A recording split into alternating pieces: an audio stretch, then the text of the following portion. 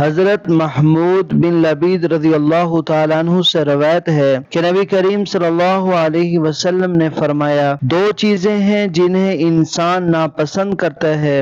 انسان موت کو ناپسند کرتا ہے، حالانکہ موت مومنوں کے لیے فتنے سے بہتر ہے، اور وہ قلت مال کو ناپسند کرتا ہے جبکہ قلت مال کا حساب کم ہے۔ مشکوٰۃ المصابیح، حدیث نمبر 5251۔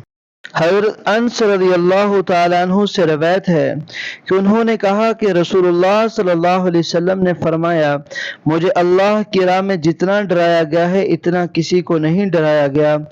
اللہ کی راہ میں جتنی مجھے اذیت دی گئی ہے اتنی کسی کو اذیت نہیں دی گئی۔ مجھ پر 30 دن رات بھی گزرے ہیں کہ میرے اور بلال رضی اللہ تعالیٰ عنہ کے لیے ایسی کوئی چیز نہیں تھی جسے کوئی جاندار کھاتا، البتہ اتنی قلیل چیز تھی جسے بلال کی بغل چھپا لیتی تھی۔ اور امام ترمذی رحمہ اللہ تعالی نے فرمایا، اس حدیث کا معنی یہ ہے کہ جب نبی کریم صلی اللہ علیہ وسلم مکہ سے نکلے تو بلال رضی اللہ تعالیٰ عنہ آپ کے ساتھ تھے، اور بلال رضی اللہ تعالیٰ عنہ کے پاس اتنا ہی کھانا تھا جو ان کی بغل چھپا لیتی۔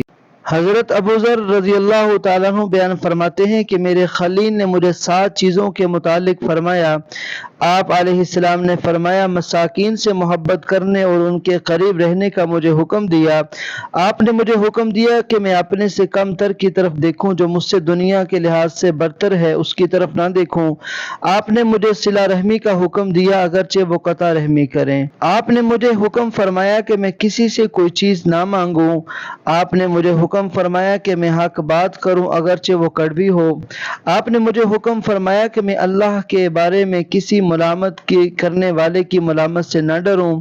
آپ نے مجھے حکم فرمایا کہ میں لا حول ولا قوت الا باللہ کثرت سے پڑھا کروں، کیونکہ یہ وہ کلمات ہیں عرش کے نیچے خزانوں میں سے ایک خزانہ ہے۔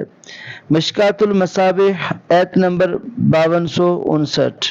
حضرت انس رضی اللہ تعالیٰ عنہ بیان فرماتے ہیں کہ رسول اللہ صلی اللہ علیہ وسلم نے فرمایا، خوشبو اور عورتیں میرے لیے پسندیدہ بنا دی گئی ہیں اور میری آنکھوں کی ٹھنڈک نماز میں ہے۔ تو معزز ناظرین، آپ نے سماعت فرما لیا کہ لا حول ولا قوت الا باللہ العلی العظیم یہ عرش کے خزانوں کا تحفہ ہے۔